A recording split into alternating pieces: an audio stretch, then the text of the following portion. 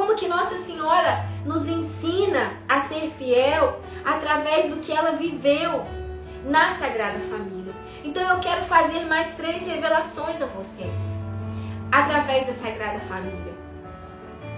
E as 3 revelações, elas são baseadas na tradição da nossa fé, tá?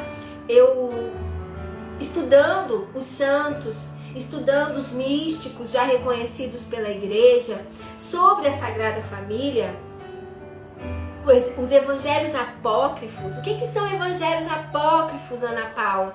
São evangelhos que têm a fé da igreja, né? Mas não estão na Bíblia. São coisas que aconteceram e que aqueles que estavam sob a inspiração do Espírito Santo para compilar na Bíblia todos os livros e todas as histórias que lá seriam contadas, não colocaram todas, deixaram alguns evangelhos de fora, algumas vivências de fora. Por quê? Porque elas não eram tão relevantes para a nossa fé. Porém, elas podem ser importantes em algum contexto. Então é através desse estudo desses evangelhos apócrifos, dessa tradição, porque a nossa Igreja Católica Apostólica Romana, ela vive da doutrina e vive da tradição. A doutrina é tudo aquilo que está colocado pela Igreja, pelo Santo Padre o Papa. Não cabe a nós, dentro da doutrina, dizer acredito, não acredito. Tudo que está na doutrina a gente precisa crer, tá? Tudo que está na doutrina a gente precisa viver. E tudo que está na tradição pode ser uma ajuda para a vivência da nossa fé. Mas pode ser ainda colocado em certas dúvidas, porque a tradição é coisa que é passada de geração em geração e que não é porque seja mentira, mas em algum momento não é digno de toda a certeza da fé. Mas é importante para o crescimento da nossa fé, para que a gente se abra. Então existem coisas afetuosas demais sobre a Sagrada Família que não está na Sagrada Escritura, mas que são importantes para nós e que eu quero contar para você. Então diz aí no comentário se você quer saber sobre essas revelações da Sagrada Família que não estão relacionadas na Sagrada Escritura, que não fazem parte da nossa doutrina, mas que fazem parte da nossa tradição cristã. Se você quer saber, diga aí, eu quero saber. Sim, ou então levanta a mãozinha para eu saber se vale a pena eu contar isso aqui para você, para que você possa saber. Tem gente querendo saber. Então vamos lá então. A primeira coisa que eu quero contar para você, que é um segredo de felicidade para se formar uma família cristã, é a primeira coisa que José e Maria fizeram nas suas vidas. Eles foram beber da fonte do amor que é Deus e resolveram se entregar a Deus. Então, a primeira coisa é você desejar ser consagrado à Sagrada Família. Estar com o sagrado que existe na Sagrada Família. Porque o consagrado é aquele que deseja estar com o sagrado. É aquele que deseja viver imitando esta realidade. Então, São Francisco de Sales vai dizer que Deus, querendo recriar toda a sua obra salvífica, que quis recriar nesta terra a Trindade. Então, a fonte do amor é a Santíssima Trindade, o Pai, o Filho e o Espírito Santo. E São Francisco de Sales vai dizer que Deus, em toda a sua sabedoria, entendendo o quanto seria difícil para nós beber da fonte do amor puríssimo entre o Pai, o Filho e o Espírito Santo, dá a nós a oportunidade de viver o amor trinitário através da Sagrada Família. Então, a grande revelação da Sagrada Família é que ela nos ensina a viver o amor de uma forma terrena, com o quê de divindade, mas com o pé na nossa realidade. Então, se a gente diz que não dá para amar como Deus ama, a gente pode amar como a Sagrada Família amou.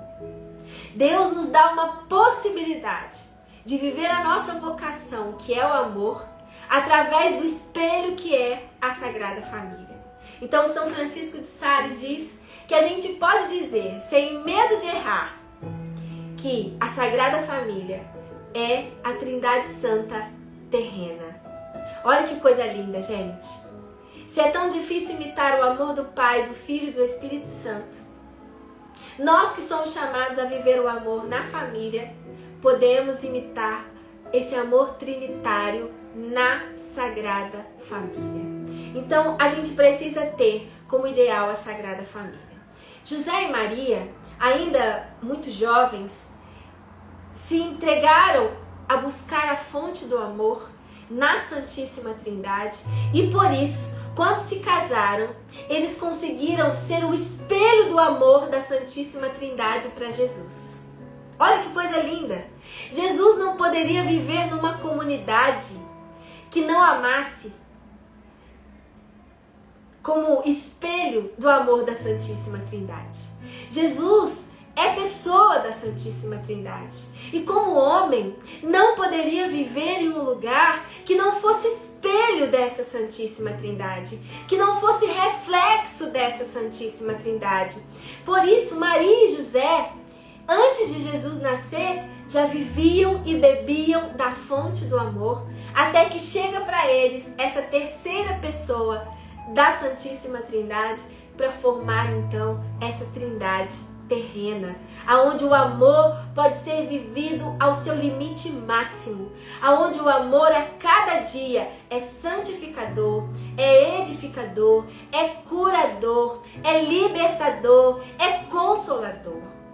O projeto de Deus para nós de viver em família é porque Ele quer que para cada família também o projeto que Ele idealizou para a família de Nazaré se cumpra. E pode ser cumprido exatamente como na família de Nazaré. Por quê? Porque se nós nos unirmos e recebemos Jesus na Eucaristia, nós também podemos viver um amor trinitário. É o amor do esposo com a esposa, com os filhos, que é completado pelo amor de Jesus eucarístico, que é para nós o alimento de vida eterna. Então é possível viver como a Sagrada Família, tendo comunhão com Jesus, que está para nós em todos os altares do mundo, que está para nós como essa fonte de amor infinito. Então, gente, quando Maria tinha 3 anos, Maria ela foi entregue ao templo para viver como uma consagrada. Então, aos 3 anos, Maria foi até o templo e lá viveu. E a tradição conta que aos 9 anos, Maria ficou órfã. A tradição nos diz que Santana morreu primeiro. Mas aos 9 anos morre também São Joaquim. São Joaquim era um dos sacerdotes do templo. Então, Maria sendo criada no templo, Maria também tinha contato com seu pai, porque ele era um sacerdote do templo. E aos 9 anos, Maria vive então essa situação de não ter mais a sua família, porque era Santana, São Joaquim e Nossa Senhora. Morre Santana, fica São Joaquim, e aos 9 anos, São Joaquim morre e Maria fica órfã. Então, ela passa a ser cuidada por um tutor, que também era um sacerdote, porque ela estava no templo, ela era consagrada. Então, os sacerdotes deram a Maria, como tutor de Nossa Senhora, um outro sacerdote, e que a tradição conta que era Zacarias, o pai de João Batista, casado com a prima de Nossa Senhora. Então, pelo parentesco que Zacarias tinha, ele passou a ser o tutor da Virgem Maria quando ela tinha 9 anos de idade. E a tradição judaica dizia que as meninas entregues ao templo, elas precisavam ficar no templo de maneira temporária. O templo não era como um convento que as meninas podem ficar e sendo noviças, sendo freiras, não. O templo era um lugar de homens e, sendo um lugar de sacerdotes, eles cuidavam da formação das meninas até elas terem 14 anos de idade somente. A partir de 14 anos de idade, elas não poderiam mais ficar no templo. Elas tinham que conseguir um casamento. E quem conseguia o casamento para as meninas eram os seus pais. Como Nossa Senhora não tinha os seus pais vivos, quem conseguiu o casamento para Nossa Senhora foi o sacerdote tutor, Zacarias. Então Zacarias se reuniu com os sacerdotes do templo e quiseram então, chamaram Nossa Senhora Maria para que ela desposasse então de um homem, porque ela já estava para completar 14 anos. E Nossa Senhora disse para os sacerdotes que ela não queria se casar. Ela queria ser de Deus. Ela queria se guardar para Deus. Ela não queria se casar. Mas os sacerdotes disseram para ela que a lei estava posta e que ela precisava cumprir aquela lei. Então, a tradição conta que Nossa Senhora fez uma vigília de oração em uma noite e chorou durante toda a noite, pedindo ao Senhor que guardasse ele para ela, porque ela queria ser dele. E diz a tradição ainda que na manhã ela recebeu a visita de um anjo, dizendo para ela que a vontade dela seria feita, mas que ela precisava seguir em obediência aos sacerdotes. E Nossa Senhora, então, em obediência aos sacerdotes, diz que sim, que casaria, porque essa era a vontade do seu tutor, essa era a vontade do sacerdote que tinha a função de pai na vida dela. Então começa a encontrar um marido.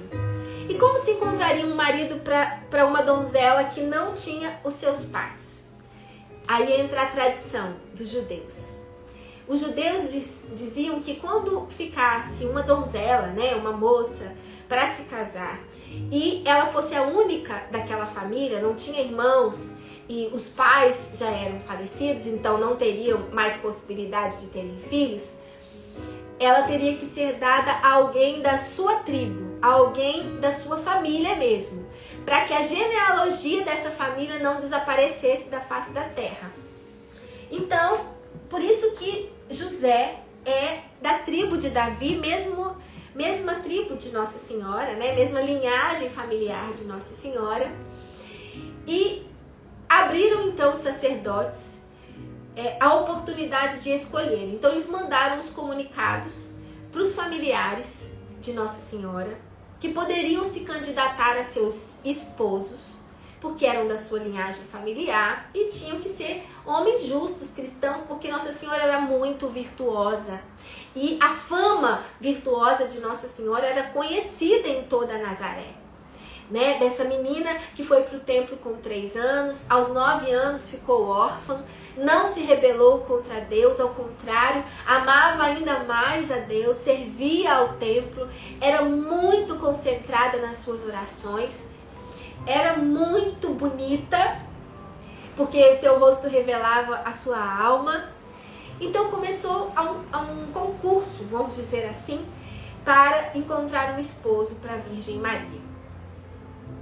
E aí, vejam que toda a Sagrada Família foi construída com base na oração. Às vezes, a nossa família não se encontra bem porque os inícios da nossa família não foram em Deus. E agora, Ana Paula, o que eu faço? O início da família de Nazaré foi em Deus. Maria foi, então, pelos sacerdotes preparada para ser uma boa esposa. A linhagem dela, a busca de um esposo para ela, era de alguém que fosse justo, que fosse da sua família, alguém que fosse dar, então, continuar, então, impulsionando as virtudes da Virgem Maria. E às vezes a nossa família não começou dessa forma. E qual é o problema que isso tem? Tem muito problema, sim, gente. Porque nós somos frutos de uma história.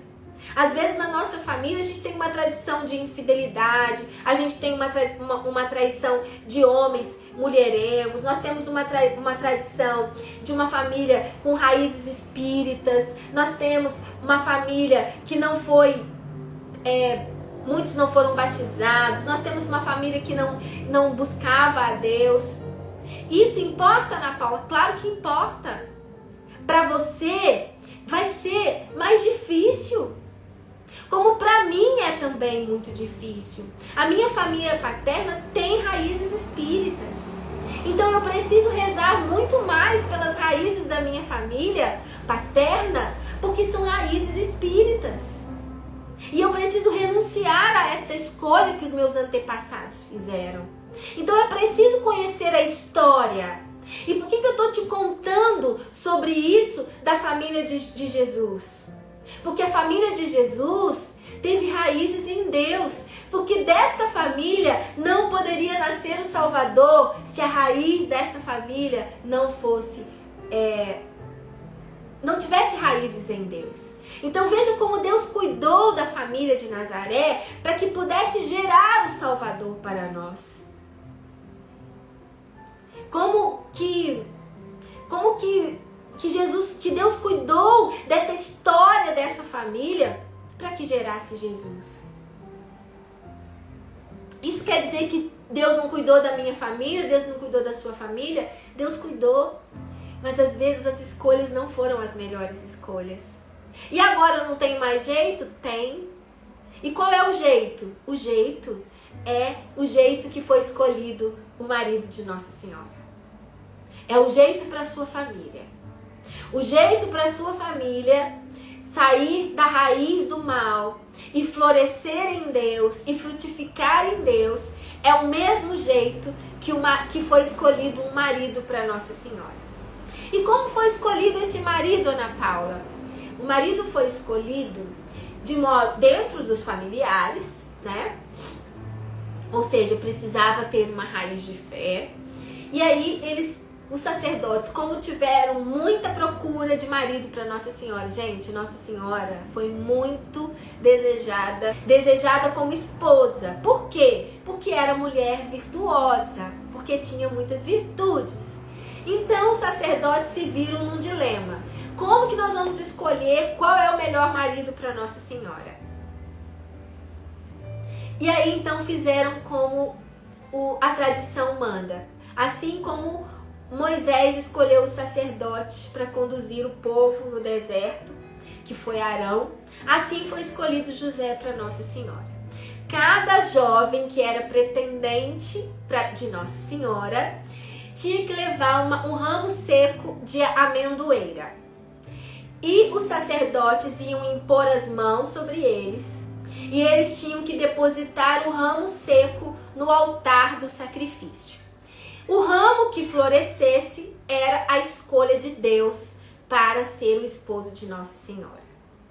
E assim foi feito. Mas São José, que diz a tradição, na época tinha mais ou menos 30 anos, também tinha feito a escolha de ser todo de Deus e de não se dar a nenhuma esposa.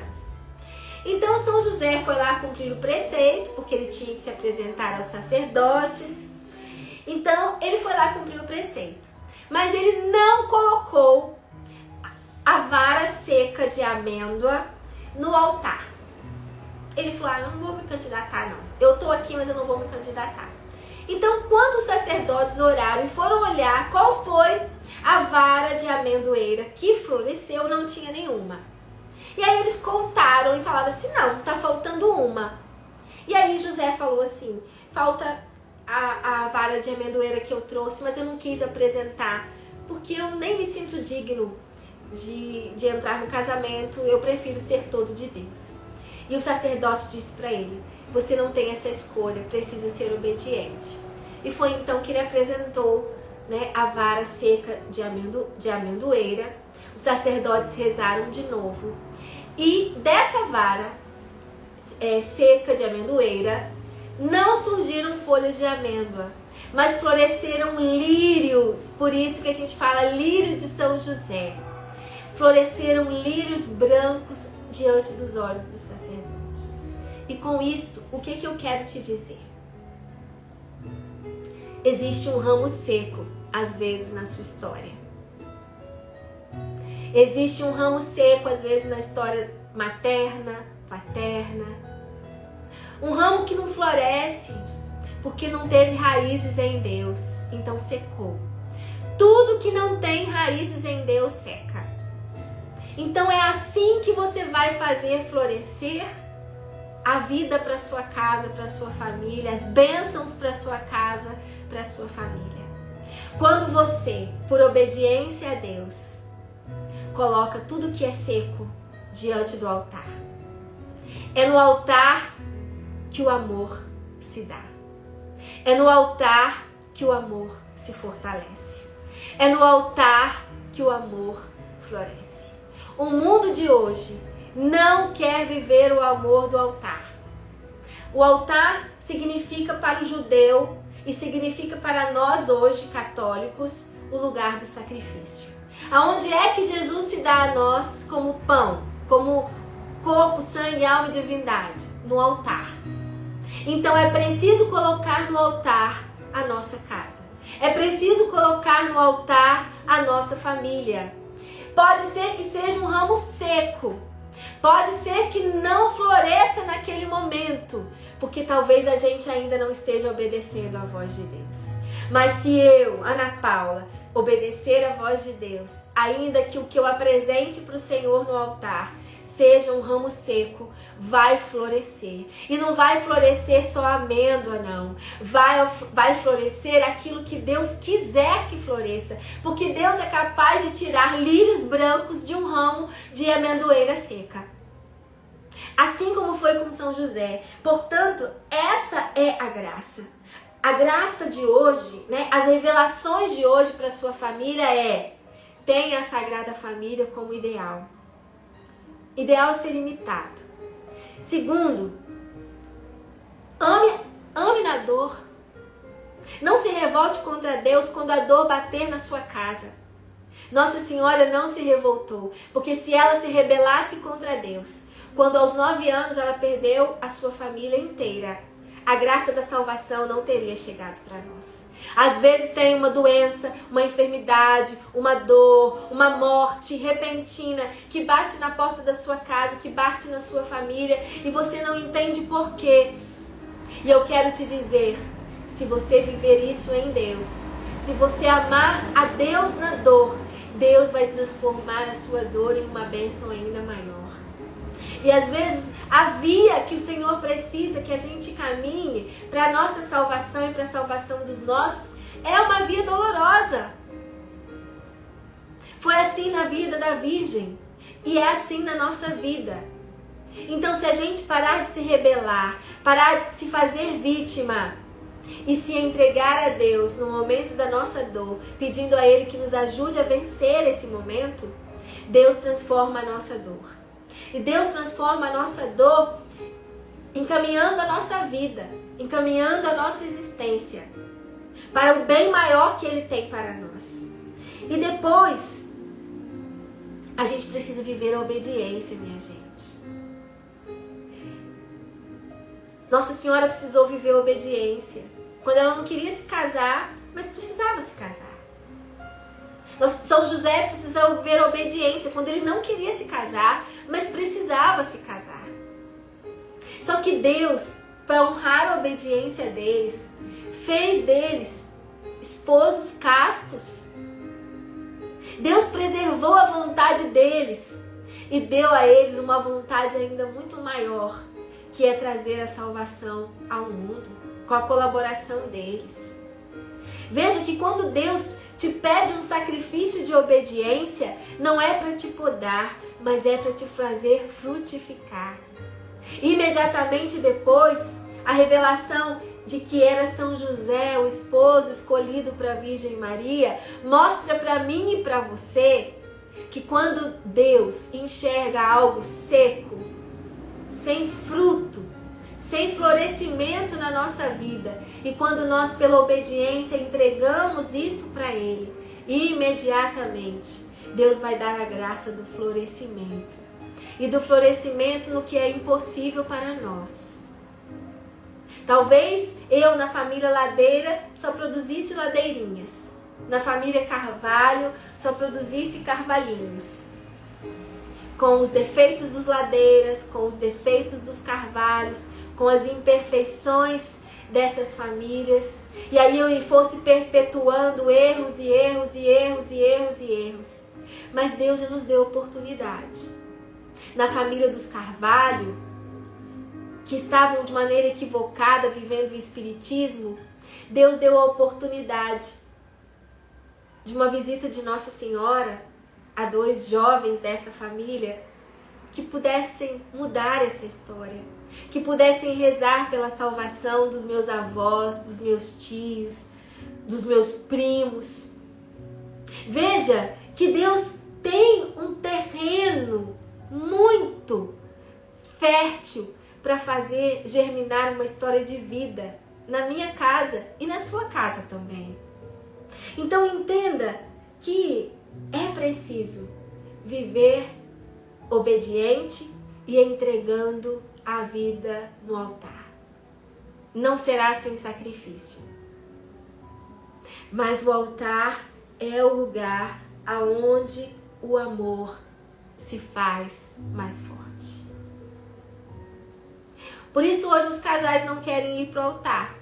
E eu quero dizer para você que está nesta live, se você vive junto, sem nenhum impedimento, e não foi pedir a bênção de Deus no altar, eu quero te dizer que muita coisa está seca, sem vida, paralisada, porque você não foi pedir a bênção do altar. Porque você não foi buscar a bênção do altar. E se você tem algum impedimento para buscar a bênção no altar, você faça da sua vida um sacrifício perene, para que, se não pela justiça de se alcançar bênçãos, porque foi entregar o amor no altar, pela misericórdia, Deus alcance a sua casa e a sua vida e faça também florescer na sua casa e na sua vida as bênçãos que você precisa. Amém? Então hoje eu quero dizer que Deus possa abençoar sobre os ramos secos da sua história, da sua vida, aquilo que você precisa. Por isso, neste momento, se você tem aí o seu tercinho, eu te convido a segurá-lo nas suas mãos. Eu vou apresentá-lo aqui diante da Sagrada Família e rezar por você. Senhor nosso Deus, Deus de amor e misericórdia, obrigada pela história de vida da Sagrada Família. Obrigada porque nesta noite eu pude aprender com a Virgem Maria e com São José que é preciso buscar na fonte do amor para poder viver o amor. Obrigada, Jesus, porque eu aprendi com seus pais, José e Maria, pais terrenos, que é preciso viver de obediência, mas sobretudo uma obediência que se derrama no altar do sacrifício. Eu quero, Senhor, te entregar nesta noite o sacrifício que é, Senhor, amar os ramos secos da nossa família, amar os filhos rebeldes, amar os esposos mais destemperados, amar aqueles mais desequilibrados, amar aqueles que estão presos ainda aos vícios, amar aqueles que não sabem amar com gratuidade, amar aqueles que cobram o amor, amar aqueles que testam a nossa capacidade de amar, amar aqueles que não amam com fidelidade. Por isso, nesta noite, por intercessão da Sagrada Família, nós estamos apresentando o Senhor diante do altar que se faz nesta live. O sacrifício de estar aqui ao final de uma quarta-feira é também um pequeno altar que nós nos colocamos. Nós colocamos os sacrifícios da nossa vida, de estar distante da nossa família, de morar longe, de estar vivendo uma enfermidade, de estar vivendo uma dor, de estar vivendo desemprego. Nós sacrificamos neste altar a nossa oração, Senhor. E te pedimos, dai-nos vida, Senhor. Traz a vida e o florescimento para a nossa casa, para as nossas famílias. Abençoa, Senhor, os pais de família, abençoa as mães de família, abençoa os filhos, abençoa aqueles que agora estão sendo apresentados. Envolva o Senhor no laço do seu amor e quebra, Senhor, as algemas do inimigo. Substitui nesta noite santa, Senhor, as algemas da escravidão pelos laços do amor infinito, porque as nossas famílias, Senhor, desejam o céu. E nós a blindaremos, Senhor, pela força da nossa oração. Jesus, Maria e José, a nossa família vossa é. Jesus, Maria e José, a nossa família vossa é. Deus te abençoe. Estaremos unidos em nome do Pai, do Filho e do Espírito Santo. Amém. Nós vamos começar um tempo novo no mês de agosto. Nós estamos precisando crescer com o canal da Mãe no YouTube. Por isso, as lives Aurora Mariana e de quarta-feira continuam sendo feitas no Instagram. Mas os terços de sábado, as missas na capela, as adorações na capela e as missas no santuário só serão transmitidas no YouTube. Olha a novidade, conta para todo mundo.